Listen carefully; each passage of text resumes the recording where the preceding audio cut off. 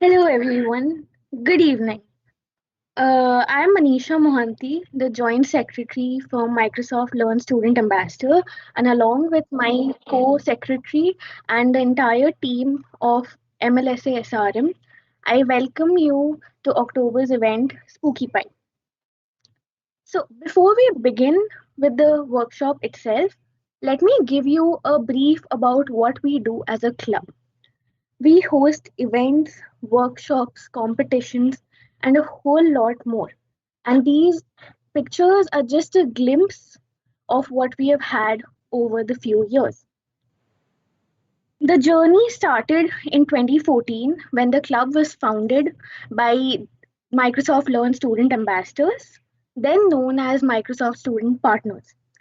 So, because I cannot tell you how amazing this journey has been, I'll just be showcasing you a few events which we have had in the year of 2020. Let's start.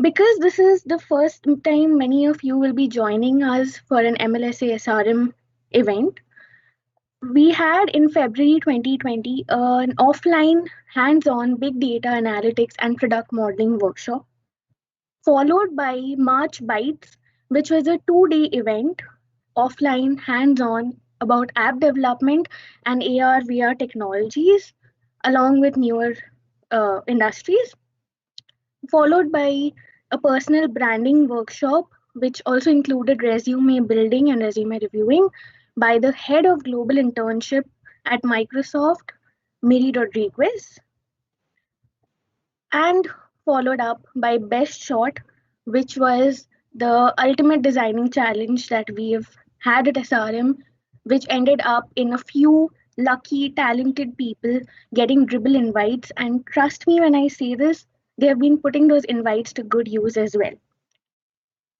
Our last event, which some of you might have attended and some of you might have missed, was a workshop on building REST APIs from scratch and deploying them in Azure, which was in September. This brings us to today, and I'm proud to announce that SpookyPy is on. So, what makes a technical club apart from its events and apart from its team? Projects. We have had it all from chatbots to budget trackers to you name it, and we have it. And as it says on the screen, if we don't, we're probably working on it. We're showcasing just a few of our projects on screen right now for you. And we're very proud to announce that we have had over 12 plus projects in 2020. Not only that, as we believe in building the community itself, we have taken up about 10 plus volunteers this semester who have helped us by being a part of the team and working on these projects. So, without further delay, let me introduce to you the speakers who will be hosting Spooky Pie and giving you the knowledge that all of you have come from. Ariz and Kushagra will be taking over day one. Kushagra will be following up with the introduction to Python, and Ariz will be showcasing a hangman game which you can follow along and make yourself. Jugal and Sachit will be taking over day two, and I'm assuring you, you do not want to miss out on tomorrow's event. Not only do you get a project to add to your portfolio, you get a hands on experience on making something for yourself. Coming to the club, we have two main sponsors for this event. I thank the sponsors, which are the Soul Store, and all of you might want to keep an eye out on your inboxes for a few gifts from our lovely sponsors. Along with that, I would like to thank Happy Craft Stationery for sponsoring us and being the event partner for this particular event. Now, so I won't take up much of your time anymore. I hope you guys enjoy the event. Over to you, Kushagra.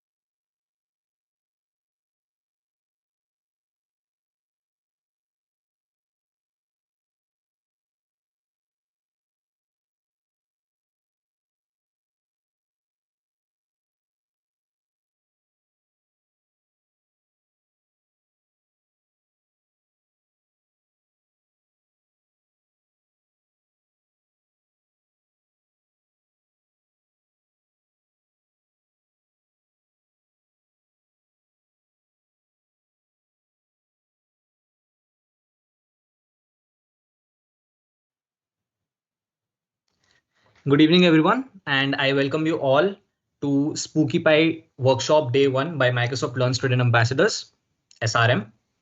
This is Kushagar Gupta. I am a technical associate at Microsoft Learn Student Ambassadors, SRM, and I'll be going through the basics of Python and how to install Python in your computer, how to install a code editor in your computer. And for this workshop, we'll be considering Visual Studio Code to be installed in a computer. OK. And then we'll be also going through the very basics of Python. So it's going to be a very beginners friendly workshop. So you'll be learning from the very beginning, and we'll just build up on that. And in the end, we'll also be going to code a hangman game, which you can play with your friends.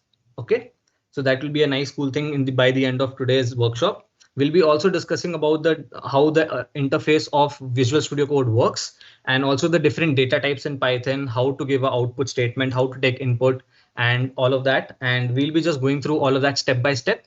So I will just tell you when to follow along and do whatever I'm telling you to do. OK, so there's that.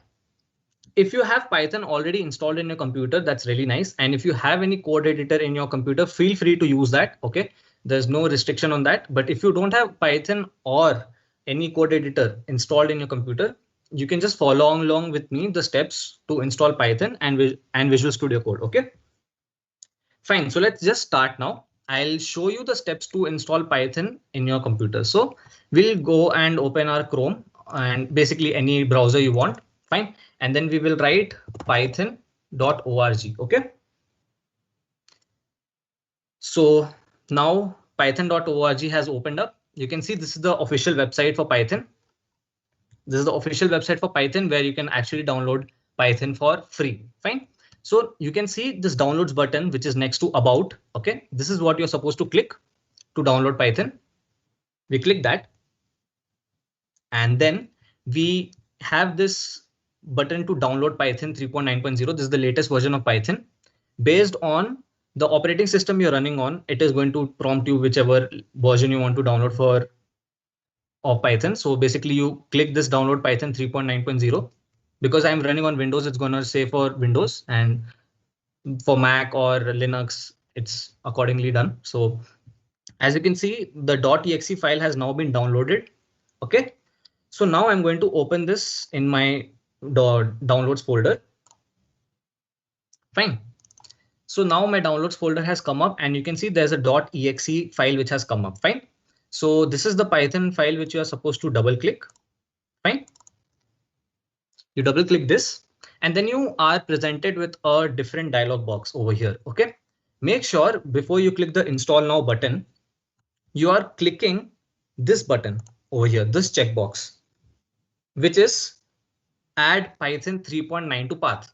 This is a very important step to be done, because if you don't click this, you will run into bugs later on. And what basically this option does is that it basically tells that your computer that Python has now been successfully installed and you can use it anywhere, and you don't want to run into any bugs later on. It's just to keep it in a layman term. OK, so make sure both of these are ticked over here, and then just click the install now button. Fine. And just go with the next. And it's a very simple process. You can do that. Fine. And that is basically going to set up Python for you inside your computer. Just make sure you have these two checkboxes ticked. Fine. I'm just going to close this because I have Python already installed in my computer. Fine. So there's that.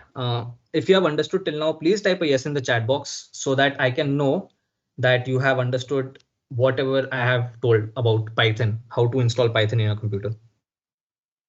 OK, I can see a lot of yeses, so I think I'll continue now. So we can consider that Python has now been installed. Fine. Now let's start with the other step. That's to install our code editor in our computer. Just simply go to your browser again of any browser of your choice, and just write download Visual Studio Code. OK, download Visual Studio Code in your browser, press enter. And then you're presented with this screen over here where you have the first link as download Visual Studio Code, Mac, Linux, Windows. Fine. You want to click the first link over here. Fine. You're ending up with this window now. It says download Visual Studio Code, and you, based on the operating system you're running in your system, you will press the download button over here. As in my case, it's Windows. So I'm going to click the Windows button, download. It says, thanks for downloading VS Code for Windows, and it will show that my VS Code is now being downloaded and it's now successfully downloaded. Fine. Again, there's a .exe file for Windows which has been downloaded. I'll open it in my downloads folder like so. You can see you are having this VS Code user setup and some version numbers .exe. Okay, this is the one you're supposed to double click. Okay, when you double click, this new window pops up. In this, you're supposed to click I accept the agreement and then click next. And then make sure all of the checkboxes are ticked over here.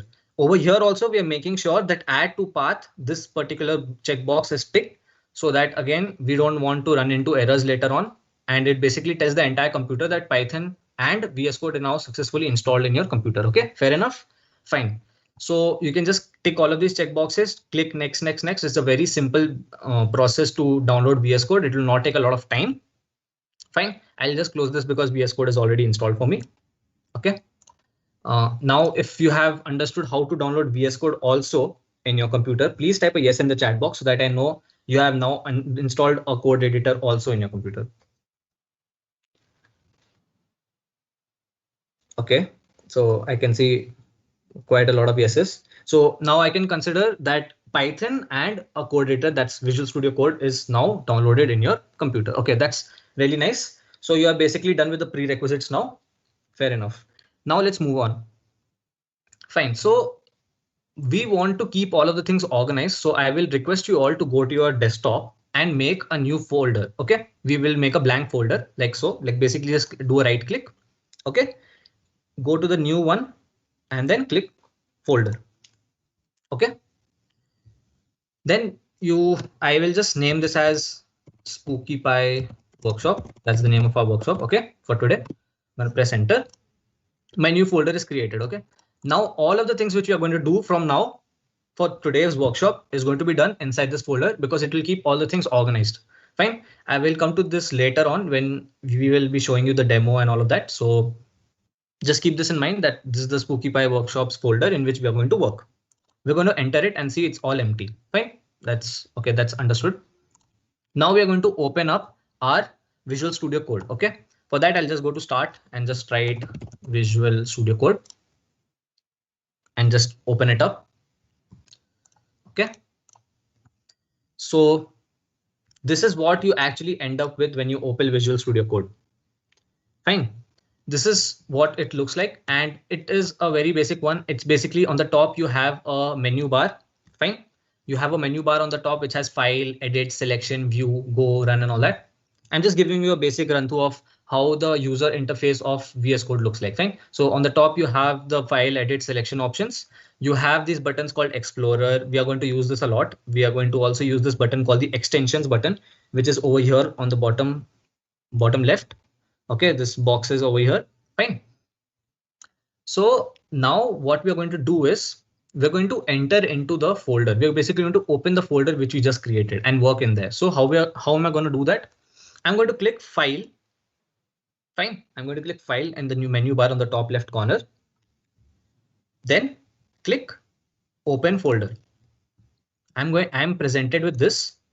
So I just created a folder over here, which was the SpookyPy workshop. I'm going to click that and press select folder. Fine. So you are now welcome to the start welcome page. You can safely close that, not an issue. Okay, so that is gone now. And then we are going to see what the Explorer window looks like. Okay, so you have this Explorer pane on the left. You can see. Fine. You can just click or expand or contract it, whatever you want. And then you can see that there's the name of the folder which is written. It basically now tells that this Explorer pane basically now tells that you are entered the SpookyPy workshop folder.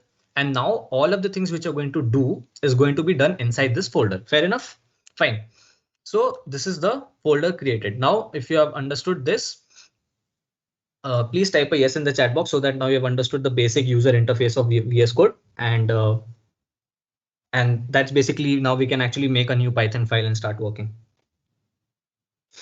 Okay, so there's a lot of yeses again. Very nice. Fine. So we have understood how VS Code looks, very nice and clean. nothing to worry about. Let's start by making a new Python file in a folder. Okay. So you can see when I have this is contracted form. When I expand it over here, you can see that this we are presented with 4 new options. See these 4 new buttons over there on the left. Okay, you're going to click this new file button, the one with the page and the plus sign. Okay, that's the new file button which you're going to click like so. Fine.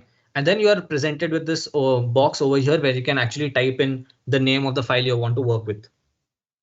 So because we're working with a Python file, I'm just going to name it anything. Let's call it as main.py.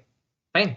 Now you can see VS Code is doing that job, that it shows that it is a Python file. VS Code has now recognized it as a Python file. That's why the Python logo has come up on the left. And then make sure that when you're making this file, you put this .py in the end. Py is the extension for any Python file. Fine. So make sure you're writing this so that VS Code now knows that this is going to be a Python file. Press enter. So your Python file has now been created. Fine. So this is the main.py. This all of this place is actually your code editor window. Fine. So here is where you're actually going to code all of your stuff. Okay. Yeah. So before just jumping into coding, I will just want to make sure that you have 2 things set up already. Because you have set up VS Code for the first time, it might be possible that you don't have your extensions installed in your program, in your VS Code. What exactly is extensions in VS Code? It basically gives you more functionality in VS Code. So you can use VS Code for C, C++, Dart, Flutter, Python, whatever you want. But for today's workshop, as we are working with Python, we are just going to install the Python's extension. Fine. I'm going to write Python, Python. And you can see it's giving a lot of options. You have to select the first one, which has a star marked over here. It has written Microsoft, Python, linting, debugging, multi-threading, etc. Okay, I'm just going to click this. As I've already installed, it's showing the uninstall button, but make sure if it's not installed for you, press the install button, wait for some time, and your Python extension will be installed. Okay, this will basically make sure that all the Python files you're working with in VS Code will work. Fair enough. Fine. And also one more thing, when you're done with all of this, make sure on the bottom left, okay, you can see this on the bottom left, that in the bottom left you have this written called Python 3.7.8 64-bit. At least that is basically specifying the interpreter you're working with. So just giving you a heads up, Python runs your code by something what is called an interpreter. Okay, it takes the code and it basically runs it line by line. Okay, so that's how Python works, and it takes all of the things line by line, and any execution which is done line by line is actually called the interpreter. Fine. So it's done by the Python interpreter, and you select it over here. So make sure this Python 3.9 in your case, okay, Python 3.9, in my case is 3.7. So this is selected, and then your interpreter is also selected successfully. Fine. So now if you have come to this point, I hope everyone has now set it up. We can finally start coding. Please type a yes in the chat box if you have understood whatever I taught till now.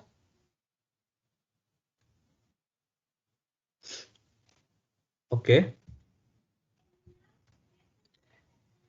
Yes. Okay. Fine. So let's start with the basics of Python.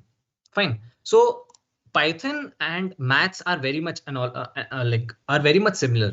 Most of the things in maths are very much similar in Python, and the basics which we actually want to know are very much similar in maths and what we have learned already. Okay.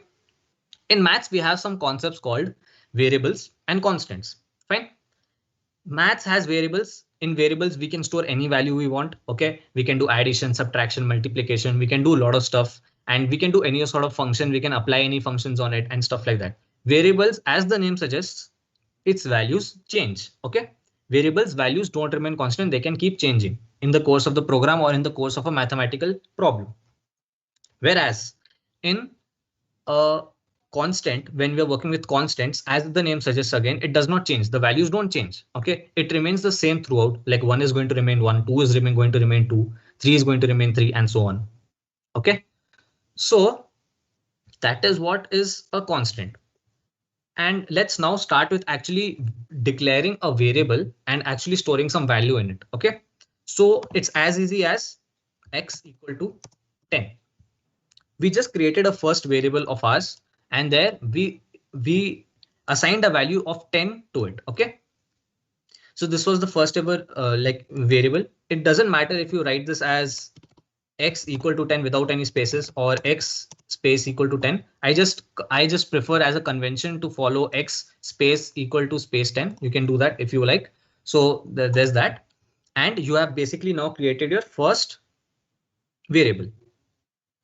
So now I want to give this as an output. Okay, let's see how do we do outputs, like how do we show output with our program. It is as easy as using a command called print.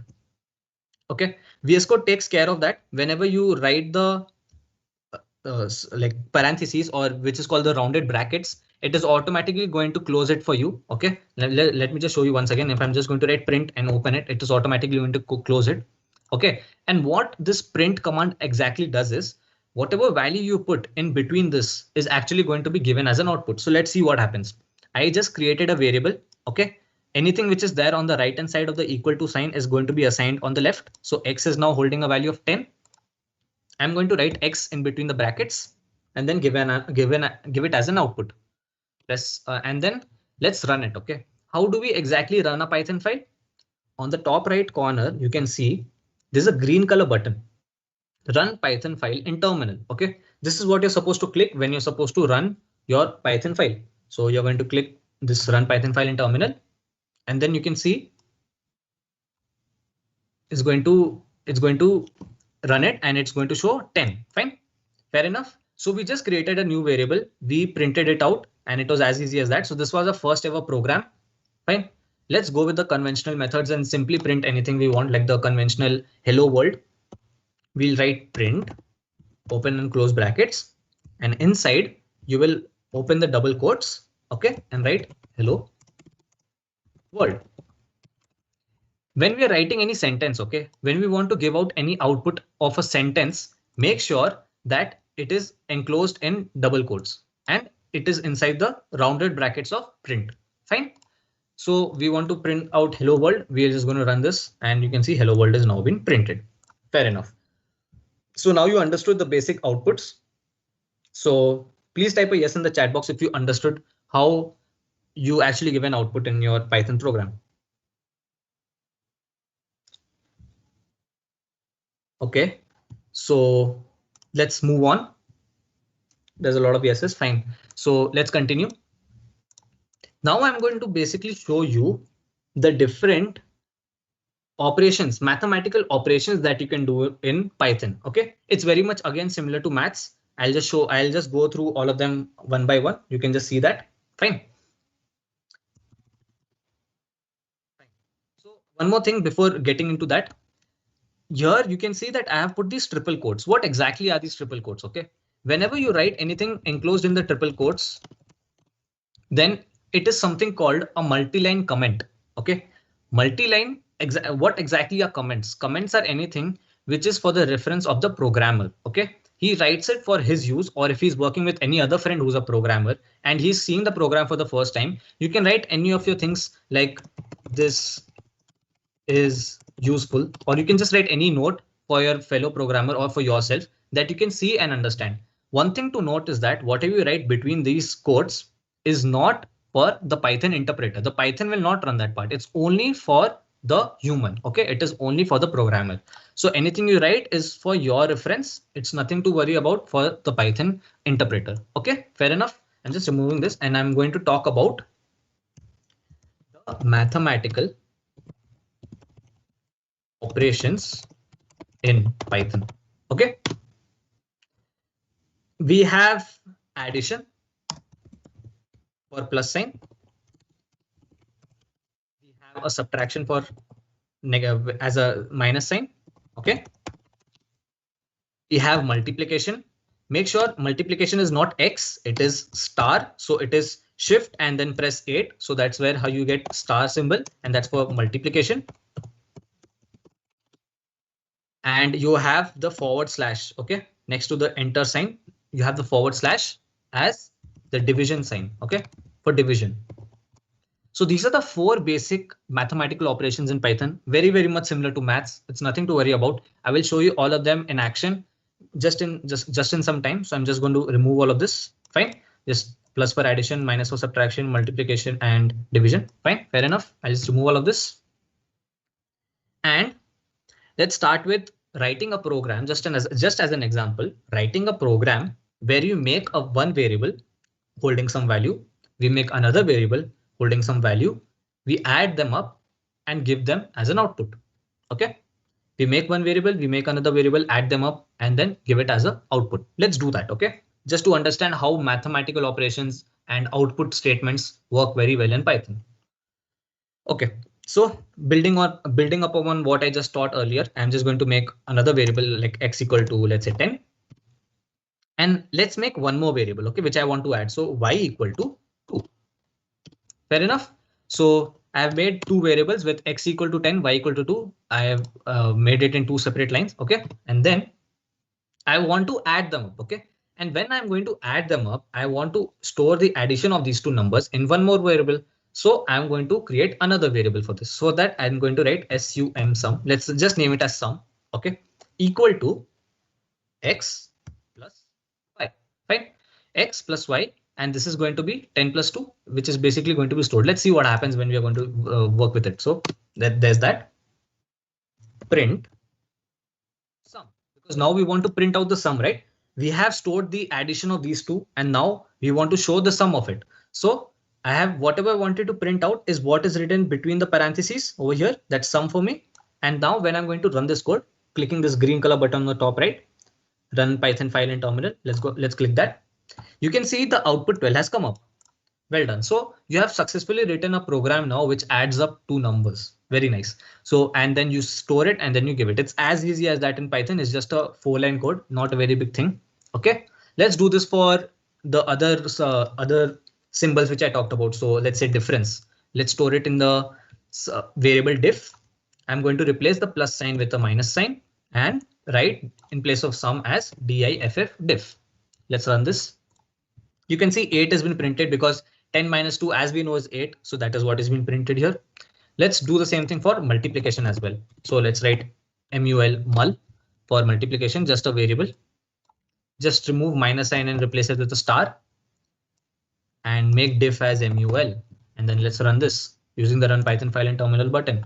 10 times 2 as we know is 20. So that's been printed. Let's just quickly show the division as well. So that's div. I'm going to store it in div variable, let's say, and / remove the mul and write div. OK, for division. And now you can see that it shows 10 divided by 2 is 5.0. One thing to note is that Python by default shows the quotient in decimal points so that you're not losing any decimal point and you're not losing any precision. OK, so there's that. So you're going to get the value of the quotient in a form of decimal point. Fine. OK, fair enough. So I'll just show you one more thing. I'll just make this terminal window big.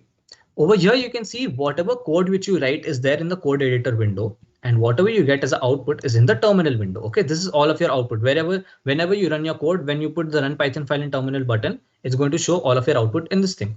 But I have used this terminal window a lot, and there's a lot of clutter in my terminal window. OK, so how do I clear that up? Whenever you want to clear up the clutter in your terminal, just feel free to write clear command.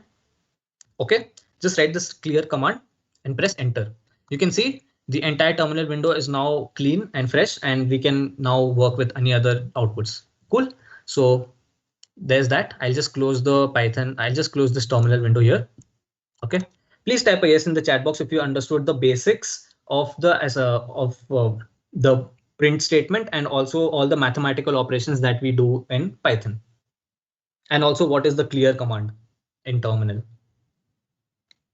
OK, so there's a lot of yeses. That's nice. Fine. So you guys are following along well. Now let's talk about taking input. OK, taking input from users. OK, but before that, I have to also talk about one very, very important topic, which is called the data types. OK, so let's just remove all of this and make one more multi-line comment. OK, as I told earlier, this is the multi-line comments. Whatever I put between the triple quotes is going to be multi-line comments. I'm going to talk about the data types in Python. OK, what exactly is data types? OK, data types, as the name suggests, basically describes what data you're working with. Okay. It can be any sort of data, but data type is what basically describes what variable that data is holding. And it's very important for us to know and work with different data types. Sometimes you might need to convert one data type to another based on your preference. Okay. Uh, based on your convenience. Fine. So let's talk about the very basic data types in Python. First off, I'll be talking about the integer data type. It's written as int, all small. Okay, make sure it's all small and it's only int, and it holds all the values which does not have a decimal point. Okay, all the numerical values which does not have a decimal point is going to be stored in the int data type. For example, it can have 0, it can have 1, it can have 10, it can have 10,000, it can have -99, it can have -100, and so on. Right? So all the numbers, as long as they do not have a decimal point, are known as the integers in Python. Fair enough? Okay. We also have one more data type, which is called the float data type. Written as float, all small. Make sure all of them is all small. float, float. And this holds all the values which has a decimal point. So let's say 10.5, let's say 19.0, let's say 8.8, sorry, 8.88, and so on. Okay. So all the values which have a decimal point is going to be considered as a float data type. Okay. So integers is not having any decimals, float is having with decimals. Let's talk about one very, very, very important data type, which we are going to work with a lot today and maybe in the future as well, is called the string data type. It's written as str in Python, all small once again. Okay. Now what exactly is a string? String data type can be visualized as a collection of characters. Okay. Like it can be A, B, C, D, E, F. It can be 1, 2, 3, 4. It can be all punctuations, as long as it is enclosed in a double quote or it is enclosed in a single quote, is considered as a string in Python. What can the examples be? It can be hello world, as we told earlier. It can be my name, that's Kushagra. It can also be the name of the workshop, SpookyPy, or 1, 2, 3, let's say, whatever it is. Yeah. So any collection of characters, as long as it is enclosed in double quotes or single quotes, is known as a string data type. Fair enough. So we'll be working with string data type a lot, okay, today also, and it will be required for you in basically any time you're going to work with Python or any other programming language. String data type is very much required. Okay, so there's that. I'll talk about one more data type, which is very important, which is called the Boolean data type. Fine. Boolean data type, written as BOOL. Okay, small, all small, BOOL, is having only two values, true or false. That's it. Okay, make sure that T is true, capital of the T of true is capital and the F of false is capital also. Okay, so that's true and false in Boolean. Fine. So this basically denotes denotes the value of whether this is true or false. Just if you just want to have either a true or a false when you're working with different expressions, which we will be coming to later, is what is being given as a bool data type. Fine. So these were the four basic data types which we require as of now. If you have understood these data types, please type a yes in the chat box, because we require this a lot later on. And we also require this while working with inputs and outputs and all of the other things. So please type a yes in the chat box so that I know you have followed along well. Okay. Okay. There's a lot of yeses. Fine. Cool. Fair enough. So you guys are catching up nicely. Fine. So this was the basic data types in Python. I'll just remove all of this up. So I've removed it. Okay. Okay, so now I am going to talk about the input. Okay, how do we take inputs in Python from any user when we have made a code? Because we need to take different inputs. Fine. So and then we can work on it and give some output. That's how typically codes work, right? So let's make a program now to add two numbers, and I'm going to take both of these numbers from the user. And once again, repeat, let's make a code in which we are going to take two numbers. Both of these numbers will be given by the user, and then we are going to add them up and show it. Fine, let's do that. So let's do that. X equal to input Okay. When you want to take input, you use the command called input. Okay. Whenever you open the round bracket, the close bracket is automatically put in thanks to VS Code. Okay. Inside that, you can just I'll just show you how input works. Okay. As of now. So let's see that print X. What does this code what is this code actually doing? I'm just taking input. Okay. And that value is going to be stored in X variable, and I'm going to print it out because as I told earlier, print is a command which gives output. Fine. So whatever is going to be stored in X is going to be printed out. Let's run that. Run Python file in terminal. Okay. When this terminal window opens up, you can see that there's a box which is coming out. Okay. This box is actually the cursor where you can type in anything. Fine. So let's type 10. So it's going to print out 10. We made a simple code in which it's just taking input, storing it in X and printing out X. So that's 10. Let's run this program once again. I can even write hello world. And it also prints out the exactly same thing because whatever I'm taking as an input is going to be shown as an output. Fair enough. Fine. So we have learned how to take inputs. Well done. Now coming back to the problem which I told that we have to take input of two numbers and give the addition as an output. Let's do that. So we can do that by saying, let's say, enter a number. Okay. I'll show you what happens when I do this as well. Okay, just show that quickly. Whenever I write anything which is enclosed in double quotes inside the round brackets of input, it is going to be shown as the output over here, and it is going to then prompt the user to enter. Now we know it's making the code much more user friendly. It is now asking the user to enter what? To enter a number. So now I can enter a number, let's say 10, and it's going to print out 10. So it makes the code look good. Okay, so here's the thing. If you're using input, just write anything in the double quotes, and then it is going to be printed out when you're going to take an input from the user. Fair enough. Let's just close this terminal window for now and finally code it out. Y equal to input, enter another number. So X is taking input, enter a number. Y again take an input, enter another number. We are going to find the sum of these numbers. So I can write sum equal to X plus Y. Fair enough. Okay.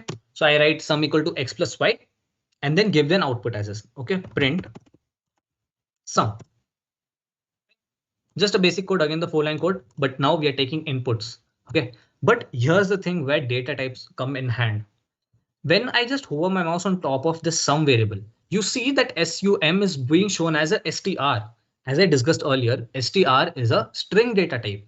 Okay, and logically speaking, when you're adding two numbers, they have to be integers, correct? We're just adding either two integers or two float numbers. Okay, floating points, basically the decimal point numbers. You cannot actually add a string with another string. You cannot add hello with a world, right? Or you cannot add Kushagra with a Gupta. That's my name. So like you cannot add two sentences. You can obviously logically add two numbers, and that's what our program required us to do. Correct? So what happens is that in Python, by default, when you're taking an input, it is going to take input in the form of a string. Okay, that is why when it is taking a sum, it is also being given out as a string, because one string plus another string, Python is considering this to be as a string. Okay, the sum variable. So what we are supposed to do right now is something called typecasting. Okay, we have to convert one data type into another based on our preference. Once again, I'll repeat, we are going to do something called typecasting, in which we are going to convert one data type into another data type. So let's see how do we do that. Okay, so as I told earlier, it's taking input and by default it is taking it as string. I want to convert it into integer, which is written as what? int. Okay, so right after the equal to sign, just write int, open the bracket and close the bracket over here. Okay, make sure you're opening the bracket here. Inside this int brackets, you're writing input, enter a number, close bracket, close bracket. Okay, so now I'm going to do the same thing for y as well, because y is also a string, so I have to convert it into integer. So I'm going to do the same thing. What happens is that when you use this int command and write whatever inside that, it is basically going to convert anything inside that into an integer form. That's what we want, right? So when we want to see what is the data type of that, we can just hover our mouse over here and you can see it's saying sum is int. So that's what we want. That's excellent. We wanted to add one integer with another integer and give an output as an integer, and that's what has happened. Now let's see how our program behaves. Let's enter a number 10.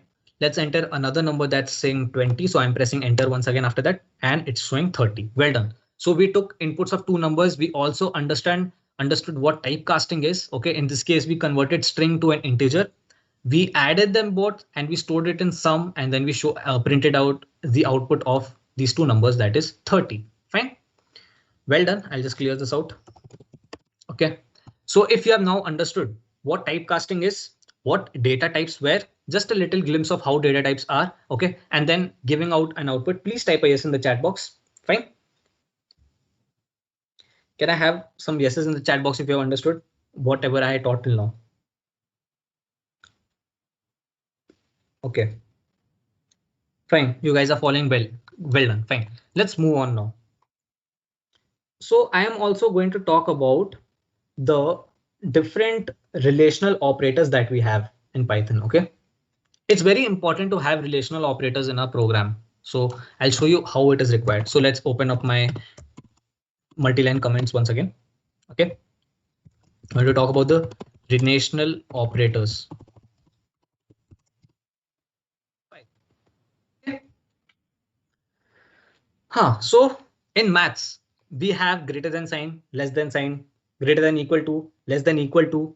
Okay. And you also have many other ones, but right now in Python, we have also very much same relational operators. Okay. To basically get some logic and check if something is true or not and stuff like that. I'll show all of that step by step. Okay. Let's just understand what are the relational operators in Python. You don't need to type this. You can just see and understand. This is greater than sign. Okay. This is less than sign. All the same as what you have learned in maths before. Nothing to worry. Okay. This is greater than equal to.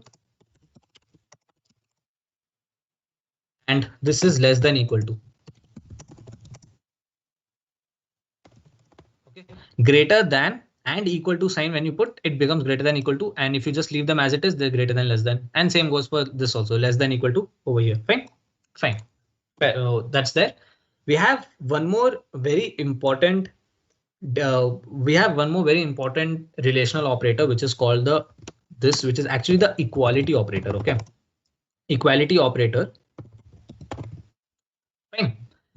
So this is a double equal to. Okay. One thing to mention over here is x equal to 10 and x equal to 10 has a lot of difference. People get confused a lot in this. So listen very carefully what I'm talking about.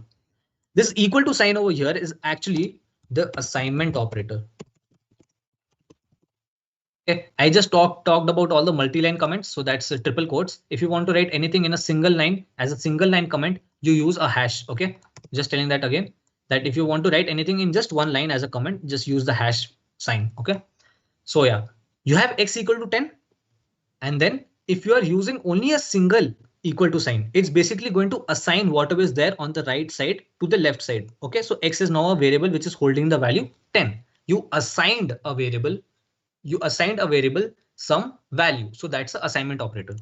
Whereas if you have two equal to signs, it basically means you are checking the equality, whether x and x is holding value 10.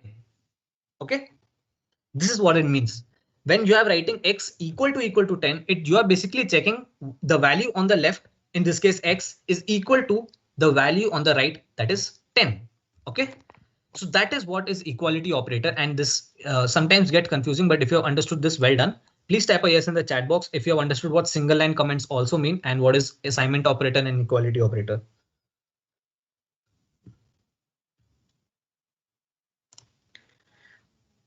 Okay, so yeah, so there are yeses coming up. Fine, well done. So now I'm going to see these relational operators in action. Okay, let's remove all of it and just see what I'm doing over here. I'm just writing print 10 greater than 2. Okay, just this. Okay, just this. Only one line is print 10 greater than 2. Let's see what happens. It's saying true. Okay, fine. So what is this exactly? when I wrote print and anything which I write inside is this going to be giving as an output. Okay. 10 greater than 2 is checking is 10 greater than 2. Both of them are integers. 10 greater than 2. Yes, that turns out to be true. And that is what has been printed. Okay. Let's just change this with less than sign. Print it. It's showing false because 10, as we know, is not less than 2. Fine. It's greater than 2, right? So that's false. Fine. Okay. We'll check if one more thing. Let's check if 10 greater than equal to 10. It should typically give true, and yeah, it gives true. That's correct, because as we know, 10 is greater than or equal to 10, and that is what is being printed out. But what if I do this? If false, right? Yeah, it gives false because 10 is not greater than equal to 10. Is 10 greater than equal to 10? 11? That's false. So that is what is being printed out. Fine. And also one more thing which I told about the equality operator. Let's see that in action. 10 equal to 10. That's true. Fine. 10, as we know, is equal to 10. So whatever is there on the left is also equal to the right. And then 2 is printed out. Fair. OK. So now we understood what relational operators are. Well done. OK, moving on. We'll be talking about the decision making in Python. OK, wherever you're writing a code, you want to impart certain intelligence to your code. You're giving it some input. It should do some computation and give you some output which you desire. But to do that, you need to give some sort of logic. OK, you need to be able to give program some logic so that it can do some computation and give you a desired output. So for that, we use decision making operators in Python. So decision making is done using the if, OK, and else, and also elif. I'll be going through all of this one by one. And also I'll be talking about very important thing called indentation. I'll be just coming up with that. OK, so the easiest way to learn anything is to come up with some real life example. OK, so let's just say I'm writing a program in which I want to check if my age is greater than 18. OK, if my age is greater than 18, and if I'm 18, it's going to print I am an adult, or if I'm not, it's not going to do anything as of now. OK, or let's just say I'm taking an input. It should tell if I'm greater than 18, then you are an adult. If you're less than 18, then it should say you're a baby. OK, so let's just code that out. Fine. I'm going to take input of this of my age as an integer. Fine. So I'm going to store it as age equal to input. Enter your age. OK. One thing to note is that, as I discussed earlier in the earlier examples, whenever you're working with input, it is by default going to take this as a string data type. As you can see, I just hovered my mouse on top of that. It showed str. So that means it's a string, but age is actually a number. It is a integer. OK, so I'm going to convert this to integer using the int command, as I told. Int, open the bracket, write input, enter your age, close it, close it. OK. So press enter. You have your age inside your age variable. Now it shows it's int. Now my part of the program was to check if I'm greater than 18. OK, if my age is greater than 18. So we use the command called if.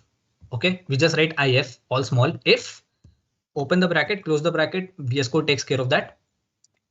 And just put a colon sign over here. OK, this is the syntax. Syntax is basically the grammar of any language. In the coding world, you basically call syntax as the grammatical for rules which you follow. So in Python, when you're using if, you write if in small, open the bracket, close the bracket, and you write some statements over here inside that, followed by a colon sign. OK.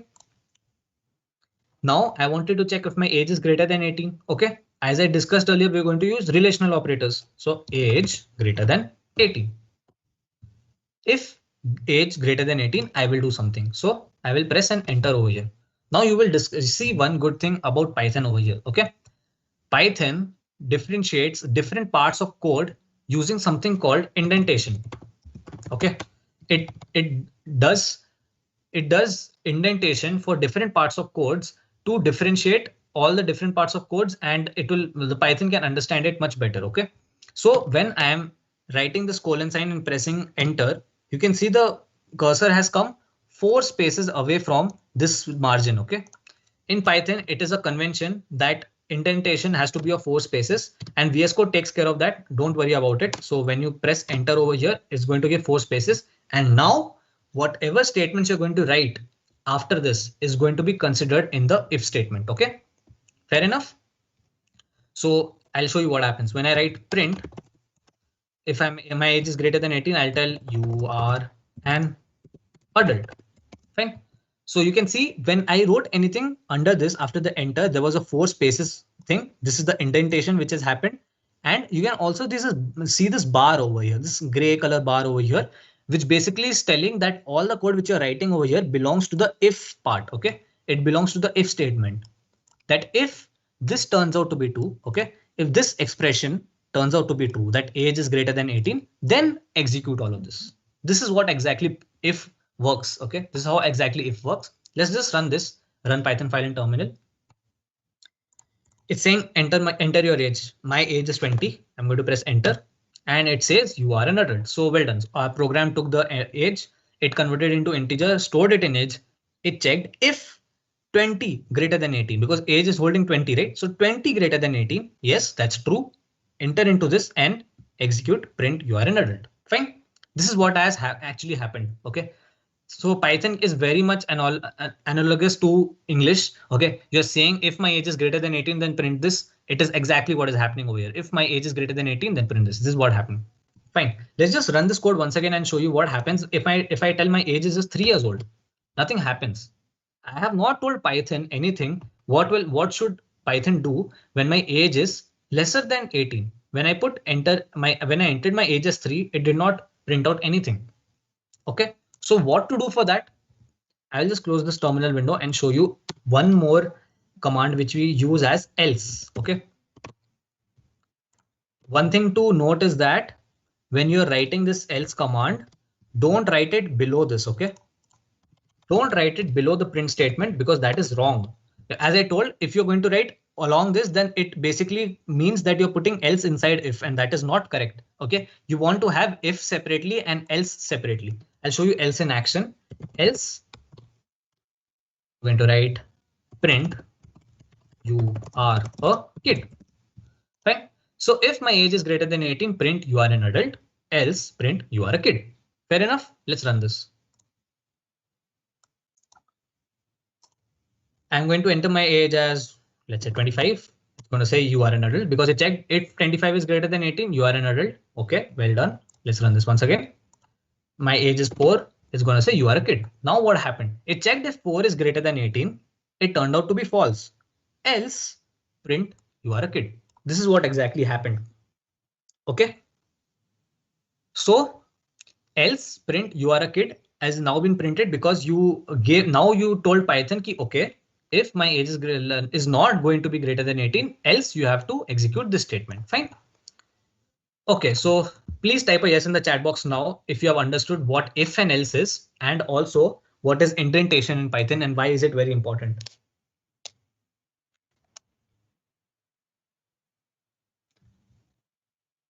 OK, I can see quite a lot of yeses. So OK, so I'll just continue now.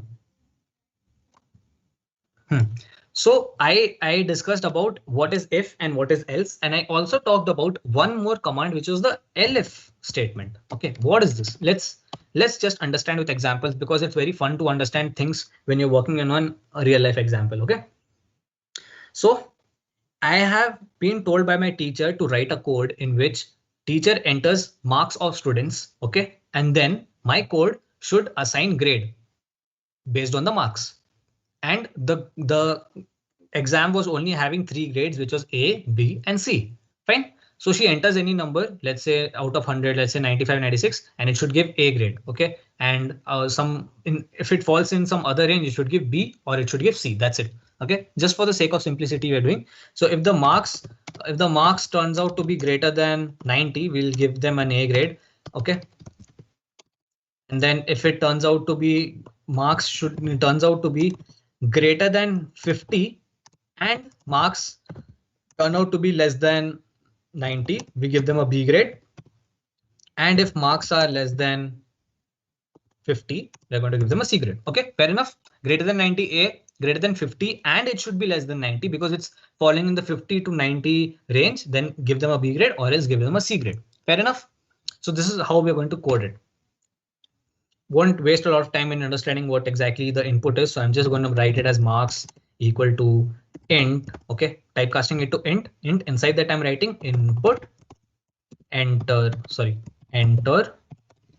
your mark. Okay. When I do this, it's going to ask me to enter your marks and then it's going to be stored in marks. Now I'm going to check if it's greater than 90. How am I going to do that? If marks greater than 90, put a colon sign. Okay, don't forget to put this colon sign, otherwise Python will run into error. Make sure you put a colon sign after the expression which is enclosed in round brackets or parentheses, whatever you call it. Okay. Then press enter over here. Indentation has been taken care by VS Code. Well done. You can write print A grade. Okay. Now here's the thing. I gave you a whole new example to understand what exactly elif statement is. Okay, because in the previous example I was talking about that if my age is greater than 18, call me an adult. Okay, that you are an adult. And if my age is lesser than 18, just call me I'm a kid. Okay, it was either this or that. Okay, it was having any one of these two options. But in this case, as you can see, it should check if it is greater than 90, or it should check if it is falling between 50 to 90, or it should check if it is less than 50. Fine. You have three cases to check. How do you do that? Okay, when you have more than two cases, typically you use something called the elif. Okay, elif is actually else if, but Python has simplified it and removed the se from that and it has made it as elif. Okay, so elif marks greater than 50 and marks less than 90. This you can see this new thing I've introduced over here is and. Okay, what exactly is and? It literally means that if marks is greater than 50 and marks is less than 90. Okay, both of these expressions are turning out to be true, then only the elif will be executed. Fine. I'll show you when it actually happens. I'll put a colon over here, right? I'll press enter and write print B grade. As I discussed earlier, we'll give them a B grade. Okay. Press enter, come back again, make sure that your cursor is aligning to this. Okay, if elif else, put a colon, press and enter and write print C grade. So it took marks, it's going to check if elif else. Let's just run it and see what happens. Okay, enter your marks. Let's say I got 95 in a test. I got an A grade. Okay, let's just clear this out. Okay, now I will show you this part, this elif part. Okay, so let's say I'm running this program once again and enter my marks. It's 65. It shows B grade. Okay, what exactly happened? It took the input, converted into integer, stored it in marks. It checked if my marks are greater than 90. Okay, so it checked it's 65 greater than 90. No, that's false. So this part is not executed. It comes to the next part.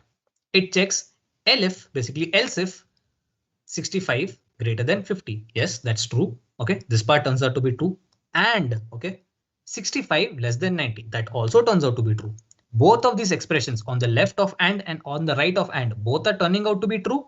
Then this entire statement is going to be true. Then you're going to execute this print begin and then the program just finishes. So that's what has happened. It's checking if this and this both have been executed well, then only it will consider it in the B grade wala category. Let's run this once again.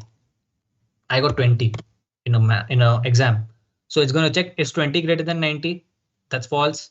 Elif 20 greater than 50. That's false. And 20 less than 90. Well, that's true. OK, that's technically true. But 20 greater than 15 is turning out to be false. So one is false, other is true. But I told both of them should be true because the and statement basically means that anything you write over here, both of them should turn out to be true. So here it's false, here it's true. It's not going to print this, else print C grade. Fair enough. Very easy to understand. Python is very much like English, so you can understand the basic workings of it if you can basically visualize the program, visualize the problem very well in your mind, and then you have to just code it out. And it was just a 7-line code. OK, as easy as that.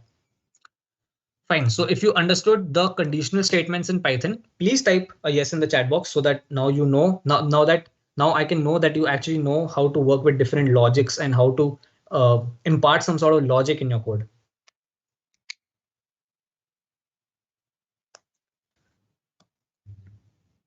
Okay, so there's a lot of yeses.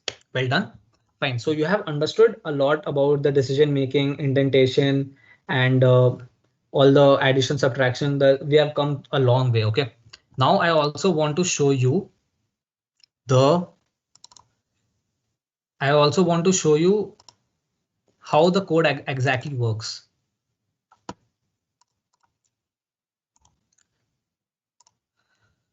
Yeah.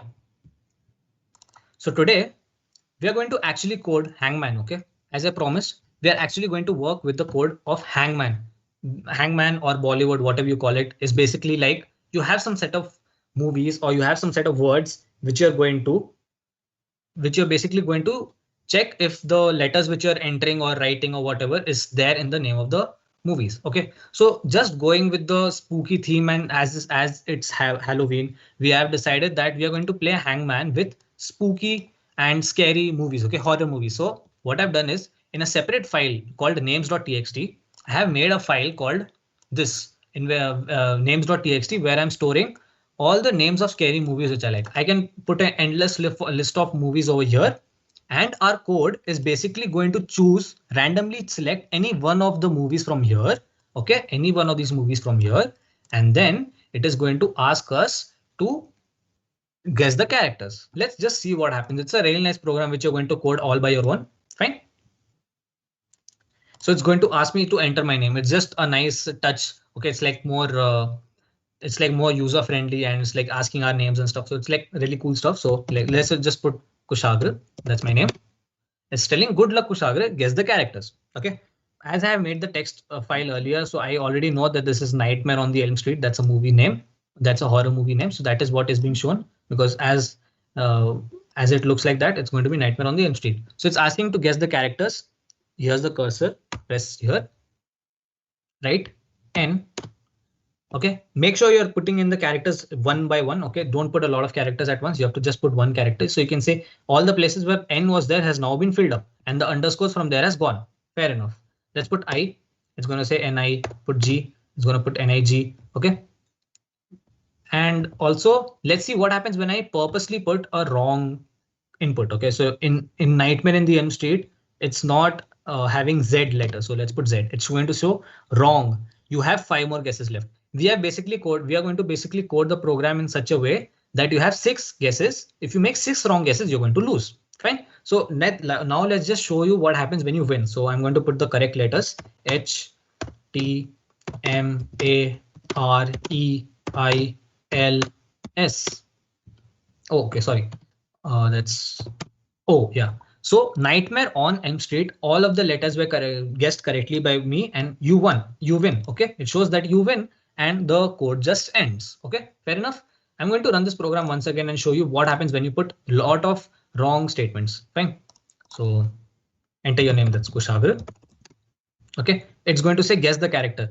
By the face of it, it actually looks the name of the movie is It. Okay, the name of the movie is It. So I'm just going to purposely put something wrong. Let's say P. I'm going to put L. I'm going to put Q. I'm going to put W.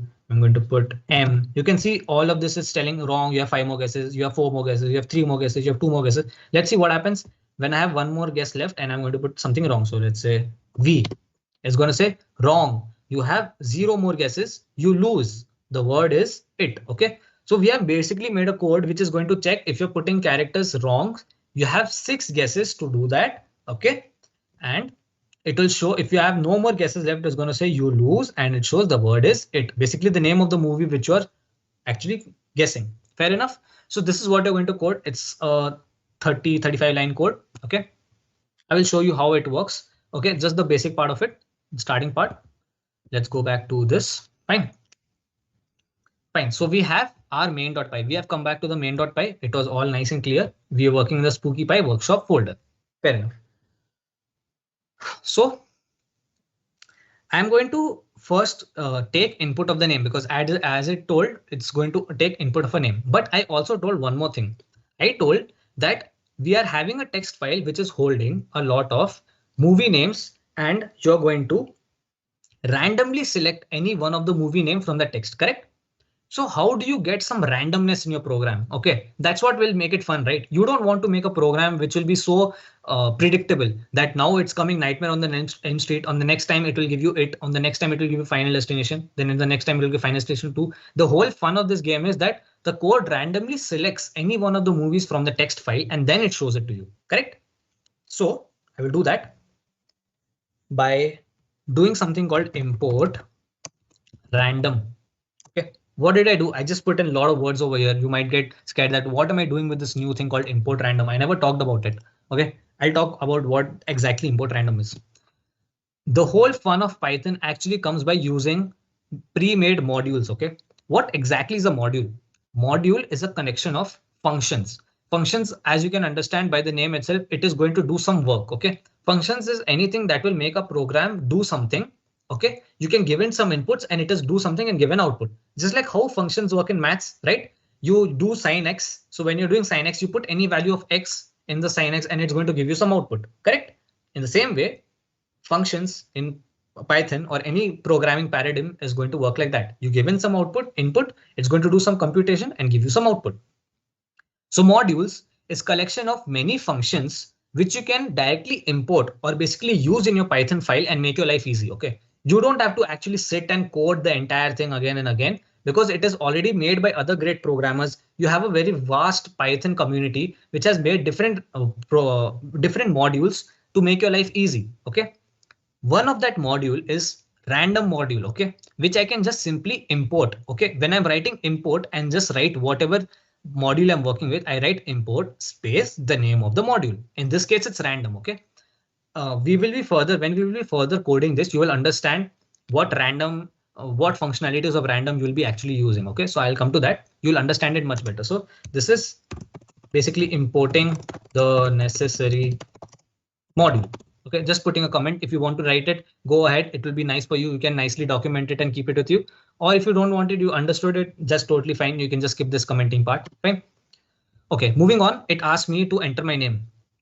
Okay, so I'm going to store it in the variable name equal to input. Right, to take inputs, and it's going to ask enter your name. As I'm working with a string, I don't have to convert it to integer again and again. Mind that. Okay, I'm working with a string. That's why it's going to remain a string. Enter your name string. Okay. Then it also told after I put my name, it showed good luck Kushagra. Okay, so I have to print that out. I have to give that as a output. So print, open the brackets, open the double quotes and write good luck name plus and the exclamation sign. Fine. You can see there's a lot of plus and a lot of random symbols coming in. Don't get worried. What exactly is happening? All this while print, input, all of this which is having a parentheses is actually a function. Okay, so all of these are actually functions which is doing some work. I gave in some input, print did it all its job and gave the output. So that is what is happening. And anything which you put inside the rounded brackets, so basically the parentheses is called the parameters of that function. Okay, you pass that into it and then it is going to work accordingly. It can be called parameters or arguments. Don't need to get into the technicalities, but it's like you put in anything over here and the function is going to work along with those values. Right. So I wanted to print good luck. Good luck is a string. I enclosed it in double quotes. I gave a space plus name plus this. OK, so when I'm working with multiple parameters, OK, in this case, it's one string, which is good luck. I also want to show the name variable, which is over here. So I'll just separate them with a plus sign. OK, and then put a exclamation sign inside that, because exclamation is basically a string, right? In our case right now. So this is what happening. Let's just run this. Let's see what happens. Enter your name. I'm going to put Kushagra. It's going to say good luck Kushagra.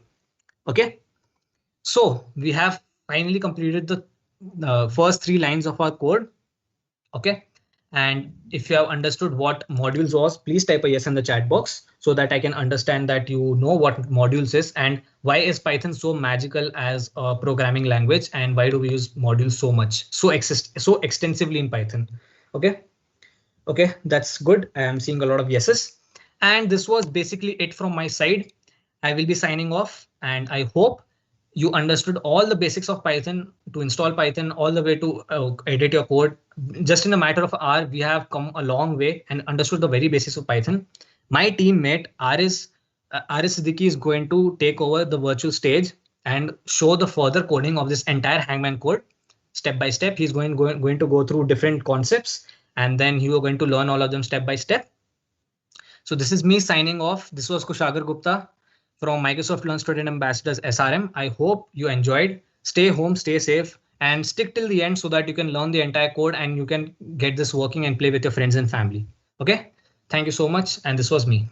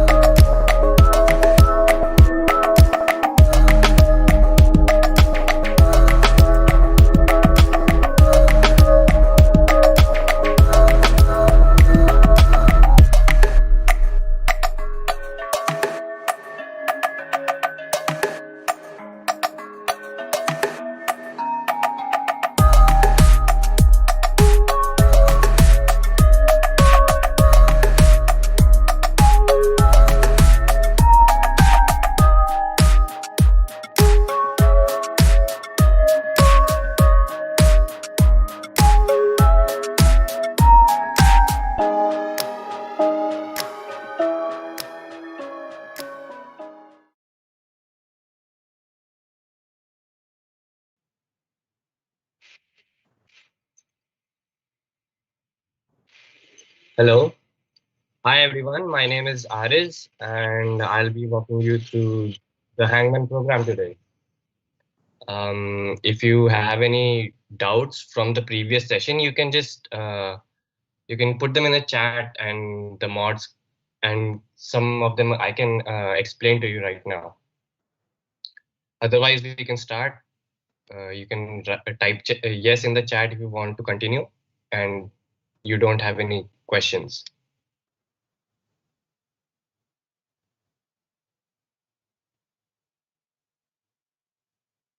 All right. All right. I'm seeing a lot of yeses. Cool. Cool. So the first thing what we're going to do today is actually I'm going to give you a small demo about some of the concepts that we're going to employ right now. So for that, I'm just going to make a new file, right? This is the one where we'll be actually making the program. So in a new file, I'll be demonstrating what we're supposed to do, right? You don't have to follow along, but it's your decision. So I'm just going to make it demo.py. So here I'm going to explain a bit of stuff right before we get on with the program. So the first thing that you need to know right now about this program is that we're going to use something called iterations, right? So what are iterations? So let me just put a comment here. So all right. Um, all, all right. So what we're going to do right now is talk about iterations. What are iterations? Right. So iterations are basically stuff that we want to do, but again and again and again. Like there is many things that you want to do many times, but sometimes it's just plain boring. So you actually don't want to do it. So in that case, programming languages come in handy because you don't have to do it and the computer can do it for you. So there's two types of iterations or loops in VS Code. One is the while loop and one is the for loop. All right. So there are two types of loops, while and for loop. And just by the syntax, there's a small note, right? Just by the syntax, for loop is also known as the for in loop because it also uses this word called in. So these are the two looping statements that we use in Python. And I'm going to explain how each of these work.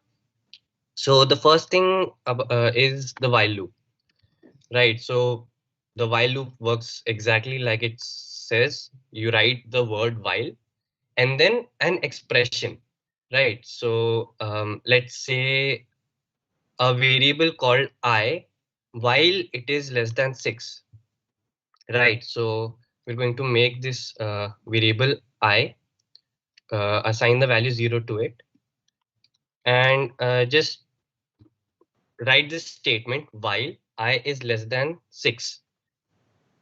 So what this means is while, like exactly like the word while says, while the variable I is less than 6, do the following set of commands.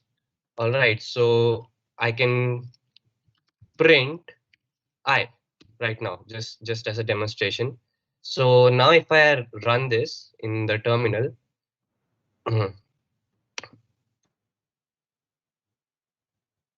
you can see that it's continuously giving 0, right?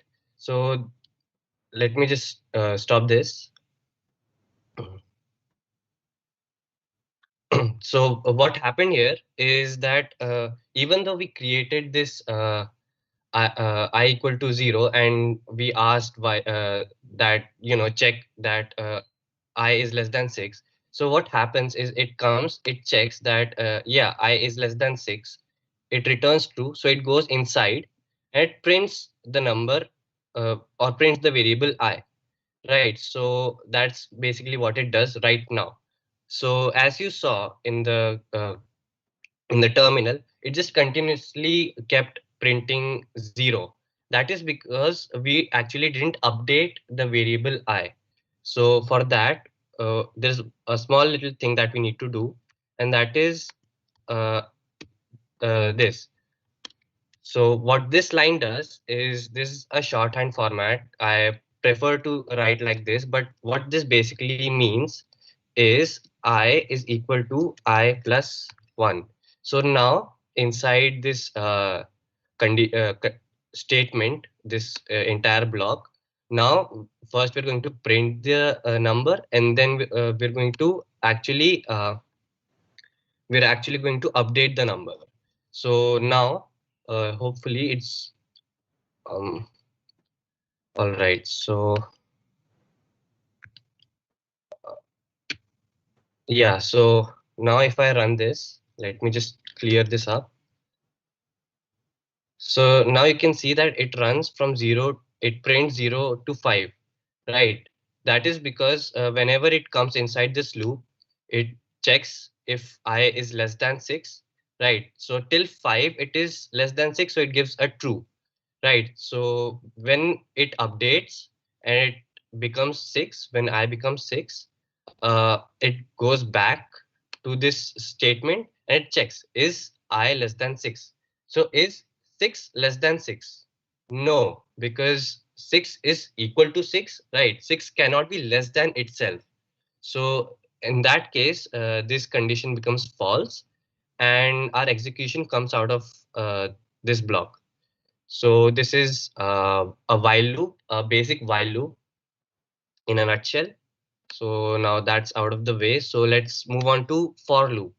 Now, how for loop runs is basically uh, like the name suggests.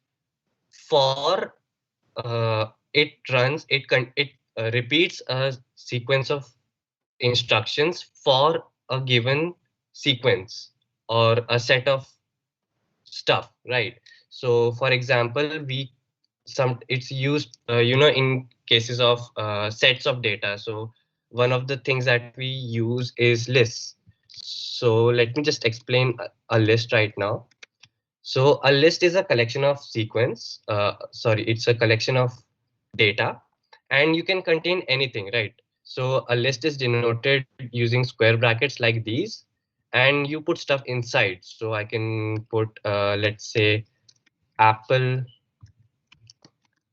strawberry, oops, strawberry, 123, 40.65, true, basically anything, right? And now if I want to print all of this, the only thing I need to write is for any variable that you like. For example, element, because we're going through every element of this list.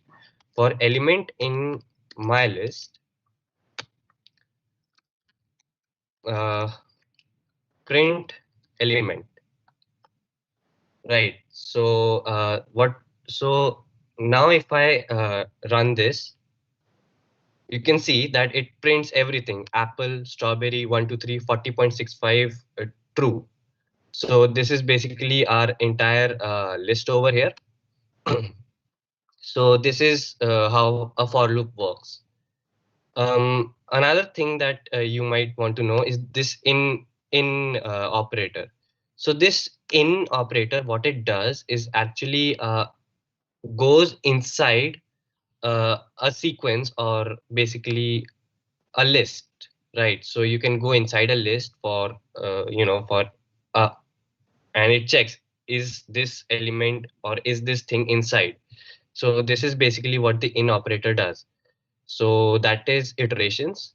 Now, one thing that you would want to know, a very important concepts regarding these block statements, is nesting. So how nesting works is the idea that you can put anything, right? This is a block. So inside, right, inside this part, you can put anything, right? You can put any single thing that you want. So I can have another if statement here, right? So I can just do element and then go along and do another while loop, while element.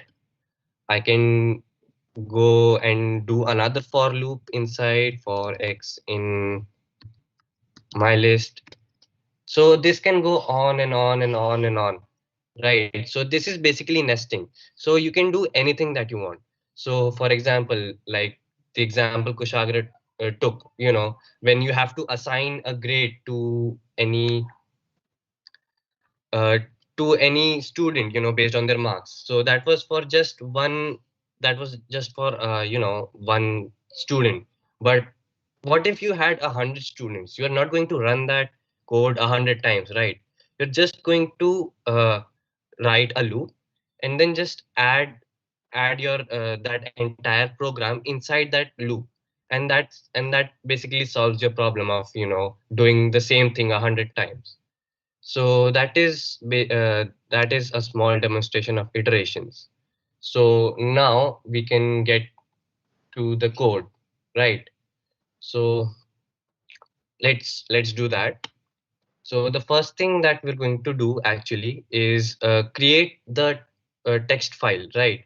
You saw in the demo that we used a text file to take the names of the movies out. So I'm just going to make that file. So here I'm going to name it names dot text. Be sure to add this dot txt extension so that VS Code knows that you're working with a text file. So I have all the names here ready. So I have, Conjuring 2, Annabelle, Nightmare on Elm Street, The Ring. I can you can add any number of names to it. So that is basically the text file that we're going to be working with. So the first thing that we're going to do right now is actually open this text file. So how do you do that inside Python? It's like any other function that you've used, like input right here. So what we do is create a variable. I I call it file, and use the function open. All right. So inside this function called open, I just write names.txt. Right. So this will open up the file for me, and now I can do operations on it using this variable called file. All right. So that is how you open files inside Python. Any kind of file can be opened like this. So it's not necessarily that you have to use a text file. Maybe you want to, use a PowerPoint file for some reason. You can open that using this function also. So now that we have this, you can type yes in the chat if you understood everything, till now.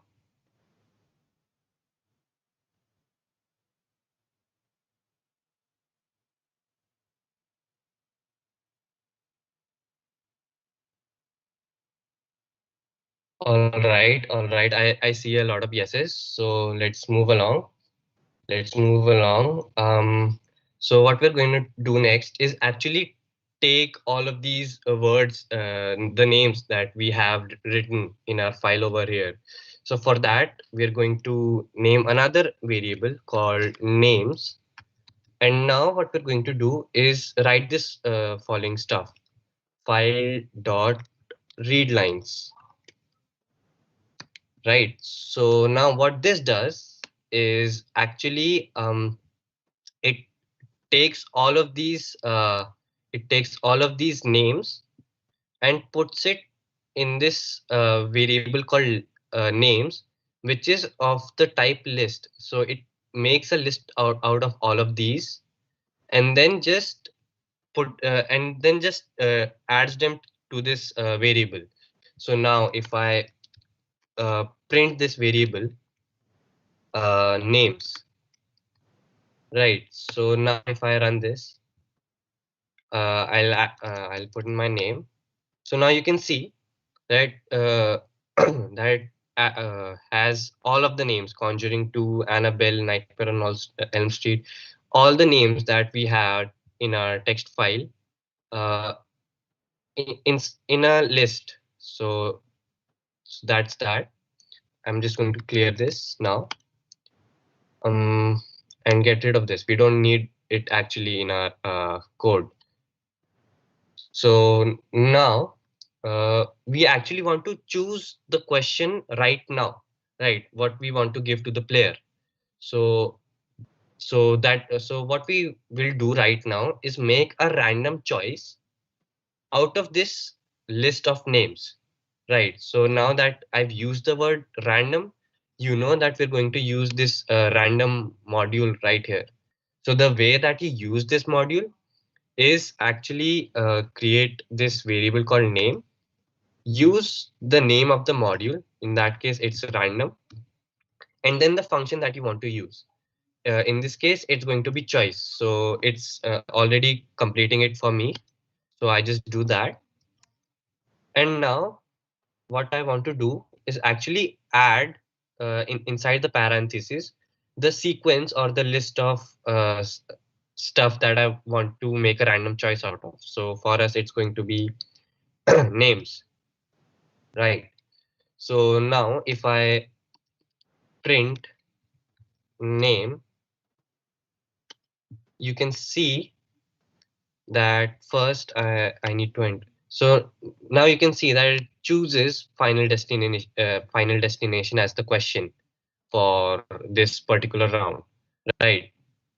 So now we've done that. If you understand everything at till this point, you can type yes in the chat.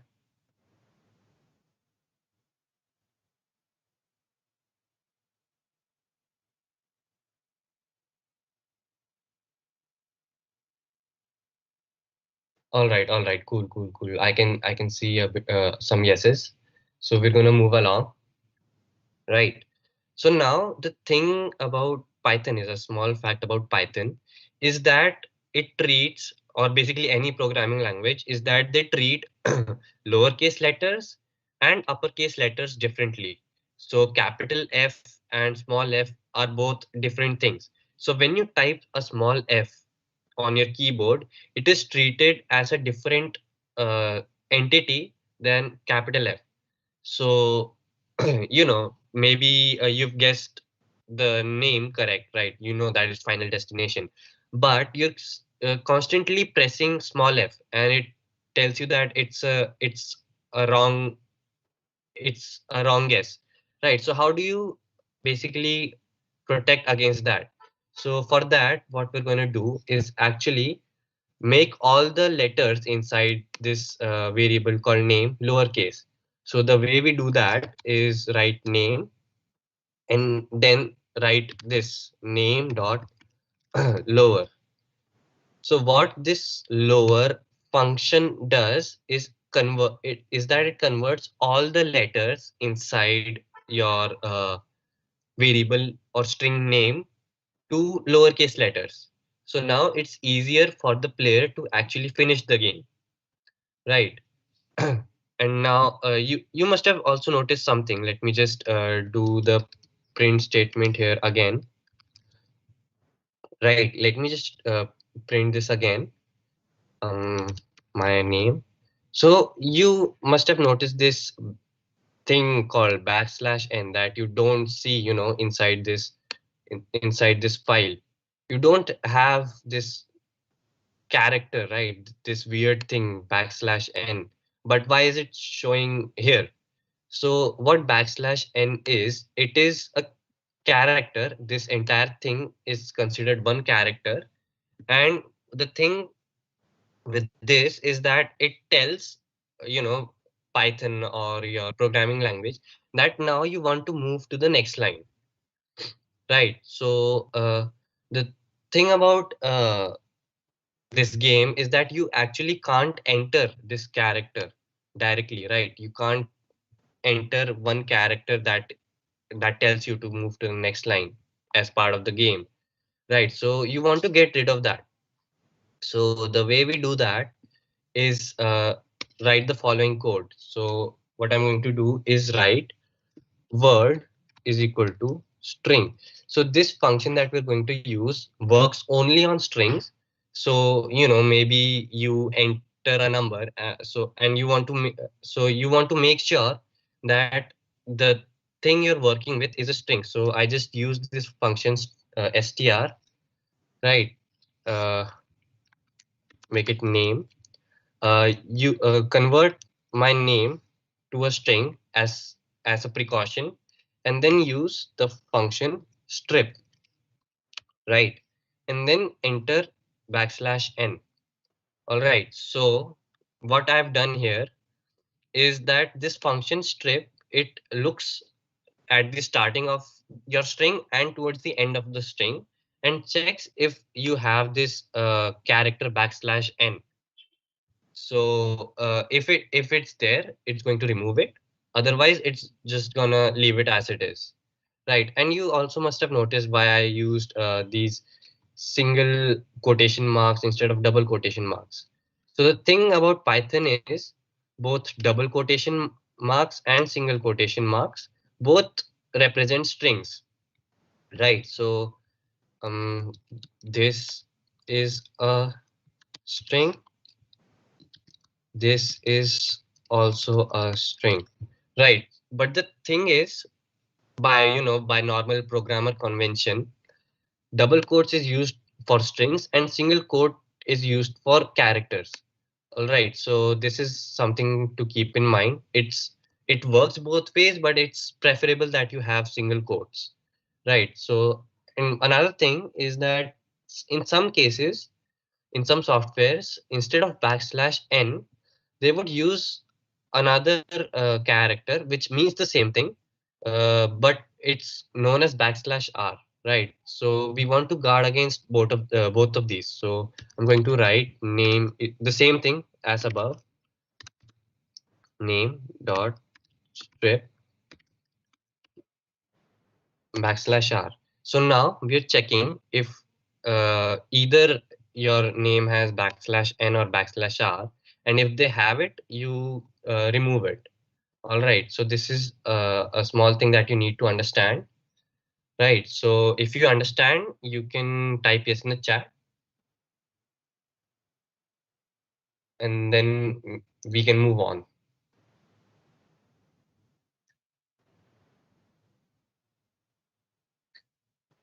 All right, I see a couple of yeses. Yeah, so I think we're gonna move on.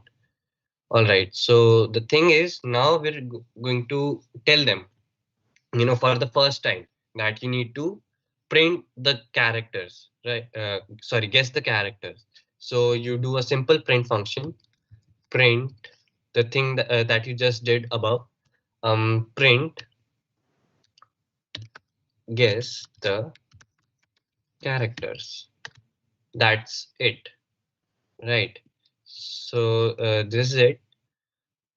It's going to tell you, it's going to print that, guess the character. So if I just do if I just run this part, you can see that if I enter this my name, it just tells me that guess the characters and ends. So our code for now is working just as we intended to do. All right, so now we want to create an empty string where we're going to store all of our guesses, right? And till now, what you've been doing is creating a variable and then just assigning a value to it. But what if you want to create a variable but don't want to assign a value just at the same time, right? So for that, we use the same functions, right? For integer, we use int. For the string, we use str, but we don't pass any, parameters to it. So this is going to be, I'm going to create a new variable, guesses equal to str and the parentheses. That is it, right? This creates an empty string which doesn't have anything in it, right? So now you also saw that in our this names, some of them have spaces in between them, right? And the thing is, spaces is treated just like any other character in programming languages.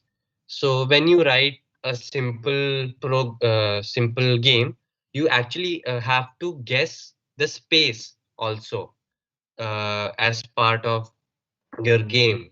So we don't want that, right? It's just some extra things that you have to do. So to remove that thing, we're going to use a conditional, right? So what we're going to do is write if a space in name.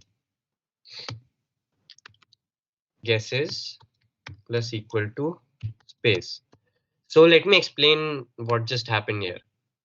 So what this thing does is that it checks that is a space inside this name that we have right here, right? So so if it is there, it returns true and it goes inside this block. And we already add a space inside as a guess so that the player doesn't have to guess it.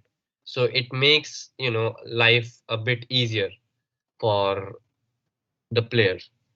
So that is what this thing does. If you understand what happened, you can type yes in the chat right now.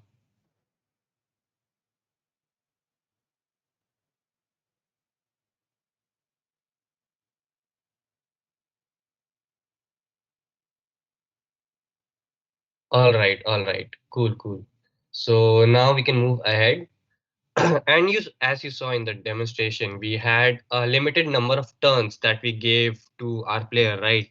We gave a certain amount of turns, and after that, the game ended, right? If you guessed this many times incorrectly, the game tells you that you have lost and basically asks you if you want to play again. So, or ends the game actually. So for that, we're going to make a simple variable, right? Call it turns and assign the value 6 to it, right? We're going to give 6 turns to our player in this code. You can change this number to be anything you want. You can give 10 turns or 15 turns or anything, right? But for this for this code, I've decided to give 6 turns, right? Now comes the main part of the code, right? So now what we're going to do is run basically the game, the main part of the game, until you run out of turns, right? While you have turns left, you're going to run the main part of the game. So you may have guessed it, since I used the word while, we're going to use a while loop here, right? So let's do that. I'm going to write while turns is greater than 0, right? We want to make sure that the turns are greater than 0, not greater than and equal to. We don't want to give them another chance when they don't have any turns left. So that's why we have given turns greater than 0. All right. So now what we're going to do is do something here, and we're going to create a flag basically to tell that the player hasn't finished the game yet, right? So for that, I'm just going to name it failed equal to 0. So when it is 0, it tells me that you haven't failed to finish the game, right? Or in simple words, you are yet to finish the game. All right. So this is what we're doing. Uh, so this is a simple thing. If you don't understand, you can type that in the chat. Right. So so what we're going to do right now is actually check if they're already if you've already checked guessed some characters and they are in the list or the name that you have given as a question. So for that, I'm going to use a for loop. Right. So how this works is I'm going to write for char in name. I'm going to print char n equal to a space. So let me explain what just happened here. It was a lot of things. So what we're doing right now is, if, as you saw, that we printed, a number of dashes, right? So, and whenever we guessed a correct character, we printed that character instead of that dash. So this is a small thing that we're doing right here, right? So first we're actually going to check. Uh, we're going to go over all the letters in the word name, right? And then we're going to actually check. I forgot to do that. It's my bad. Sorry. You're going to actually check if that character is inside, your name. Sorry, guesses. Yeah. So if it is already a part of guesses, you're going to print that. So now that you need to make sure that you have the correct indentation. For example, here it's 4 spaces, then it goes to 8 spaces, then it has to be 12 spaces. So in case you ever make a problem, an error with all these indentations, you have to make sure that you get them correct at the end of the day. All right. So if you don't understand what I explained just now, you can ask them in the chat. Otherwise, we can continue.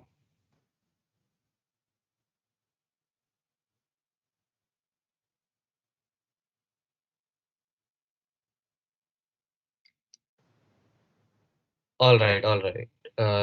I don't see any doubts, so I'm just going to continue explaining. So for till now, what we've been doing is just using this print function, right? Print good luck plus name, print guess the characters. And what this keeps doing, sorry, is add a new line character, this thing, this \n. Every time this function ends, right? Every time this string ends, by itself, it adds this \n. So the thing is, if without this, what happens is that it prints all the characters in a new line, right? But we don't want that, right? We want all the characters to be in the same single line. So for that, what we're going to do is that we're going to get rid of this \n that this print function adds automatically at the end of your string, and replace it with a space so that everything comes into a single line, right? So this is what this does. So let's move forward. uh, all right. um, so now that we've checked that if you already have a character that's inside guesses, you print the character. Otherwise, what we have to do is print a blank, right? That's it. That's what we want to do, right? So now what we want, and the same thing, since print automatically ends your string with a new line character, you need to specify here also that you want to actually use a space to end this character so that everything comes into a same line. All right, so this is it.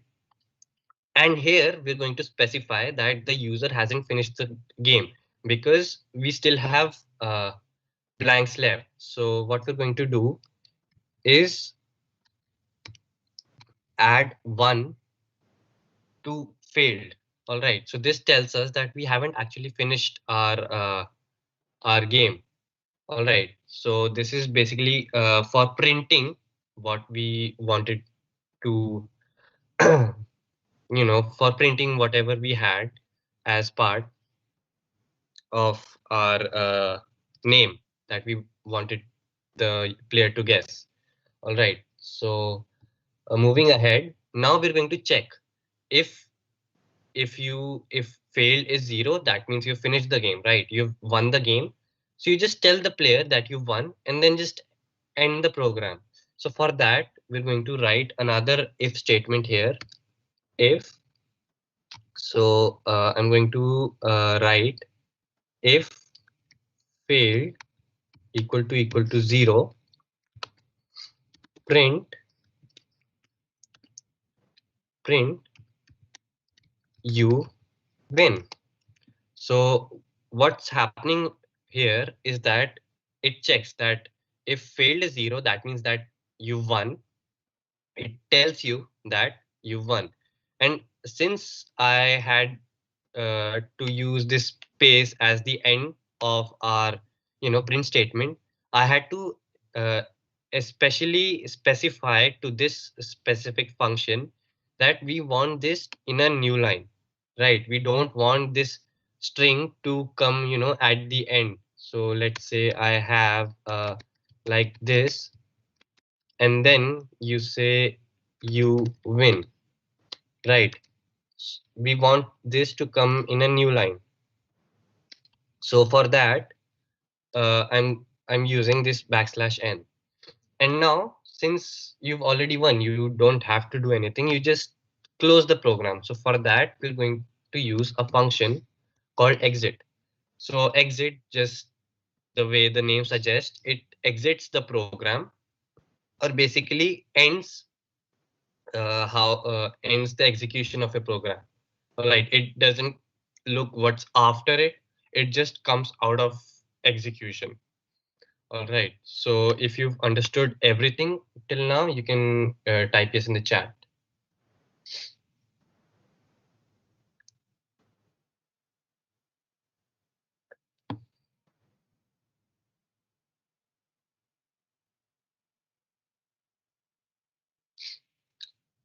All right. All right. I see a lot of yeses. So we're going to move forward. All right. So now we want the player to actually guess the characters, right? So we haven't actually implemented that part, and we're going to do it right now. All right. So the way this goes is we write guess. It's a new variable and we take an input and we prompt the user. Prompting is basically telling them inside the the terminal, right? So I'm going to write guess a character, right? So as you've seen, I've used multiple \n's. So this is all, for beautification so that it looks cooler and much more cleaner. That's why I've used \n's. But you can complete the program without writing that. It's totally optional. I just use it because it looks much cleaner, right? So it doesn't throw an error if you don't use \n. All right. So now that we've taken an input, we want this input to be added in a list of, guesses. So we're going to do it. Guesses plus equal to guess. So what happens right here, right? Uh, you as you remember from what Kushagra's session, that you can't add strings to strings, right? It doesn't make sense. You can't add apple to banana, right? So what does this plus symbol mean now? You see, in Python, when you use strings and a plus operator, what it does is adds uh, the second operand basically to the end of the first operand. So let's say I have two strings called apple and banana, right? So when I use apple plus banana, it's going to give me apple banana. All right. So it adds the second string to the end of the first string. All right. So that's what we're doing right here. We're uh, we're adding everything that the user has guessed into our list of guesses. All right. So now you want to check if the guess is not inside words. Why? Because if it's correct, you just go over, print the character, and we already have that functionality right here. If the player guesses the correct character, it's just printed in the next iteration. Right. So we want to actually check when the character is that the player has guessed is wrong. So how do you do that? Right. So the way we do that is obviously if we want to check something, we have to use the if command. So I write if guess not in word. Right. So let me explain what happened here. When you use guess in word, it's going to check whether the character guessed is actually a part of the string word, right? So if it's not part of the word, it's going to return a false, and this condition won't be and this block won't be actually executed, right? But we don't want that. We want this block to be executed.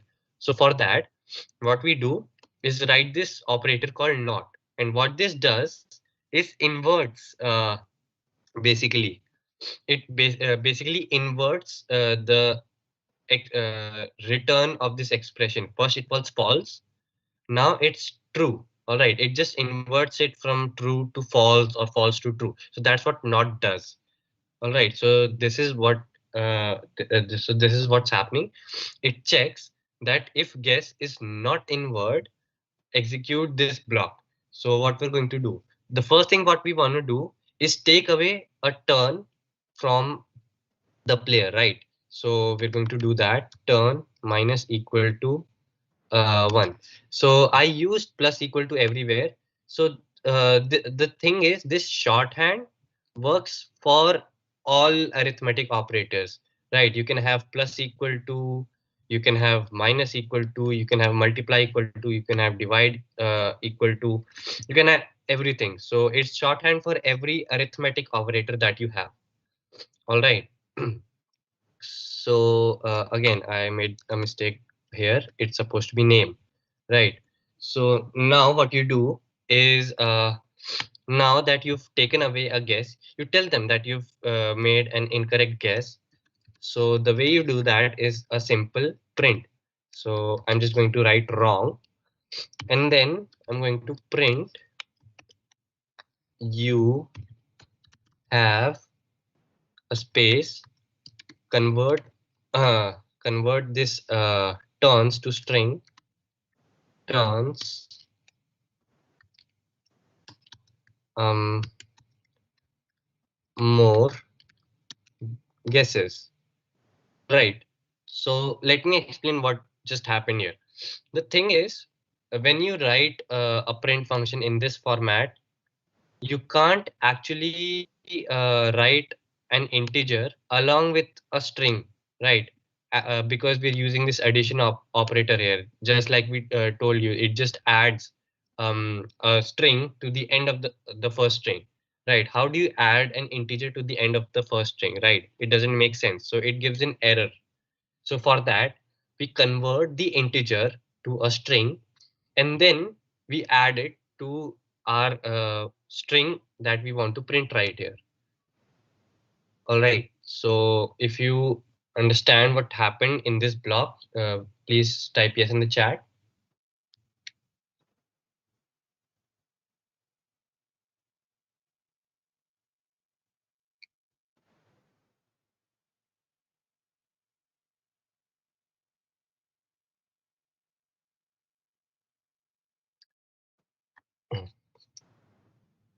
All right. All right. So moving forward, we're just towards the end of this code, right? We're almost done.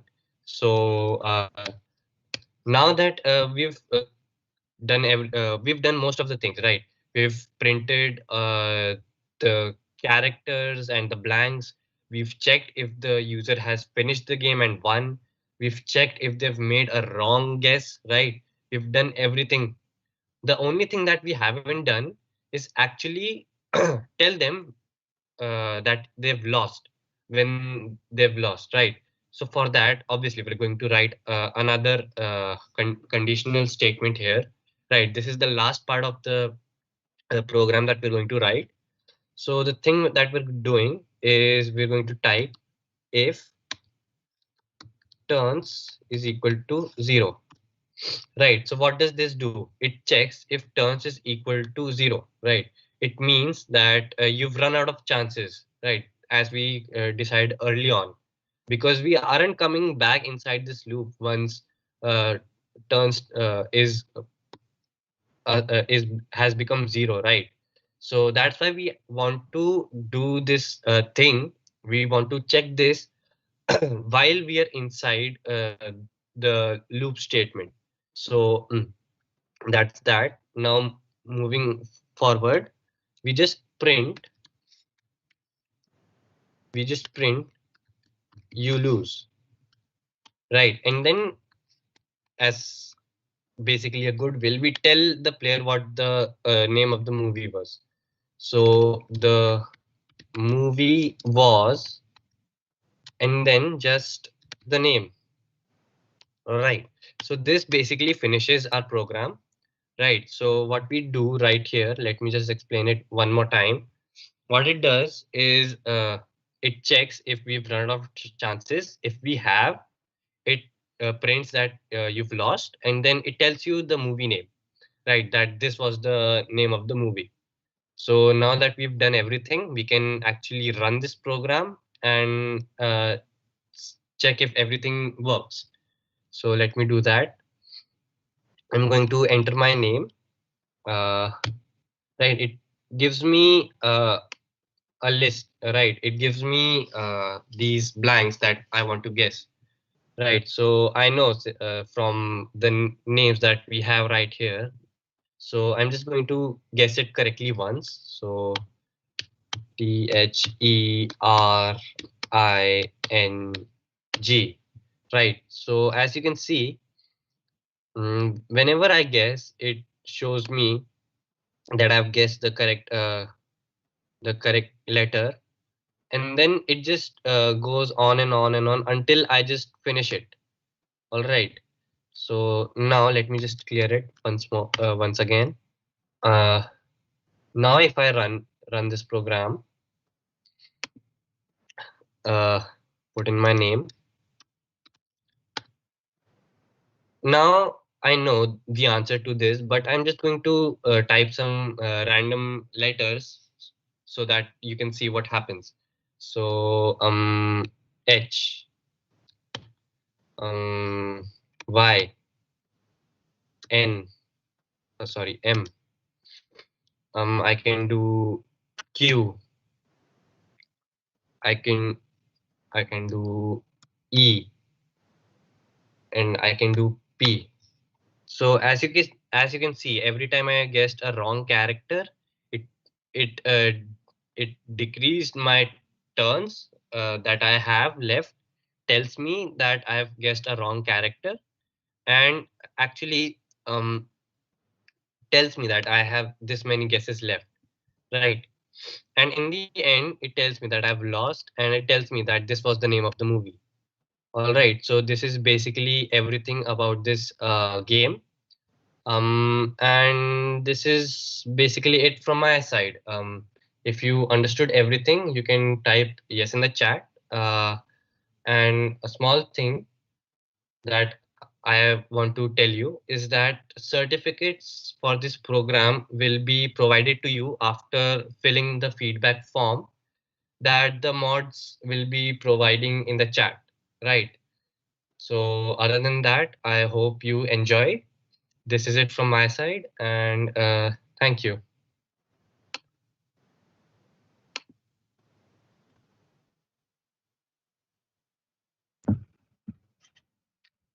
Thank you, Anas and Kashagra, for that amazing session.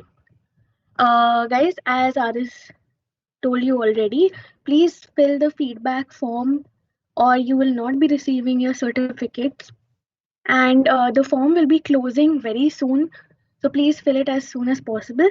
And we have two amazing sessions lined up for you tomorrow with even bigger prizes to come. So you really do not want to miss out on those sessions. Thank you so much for your patience. We hope to see you tomorrow. Bye, guys.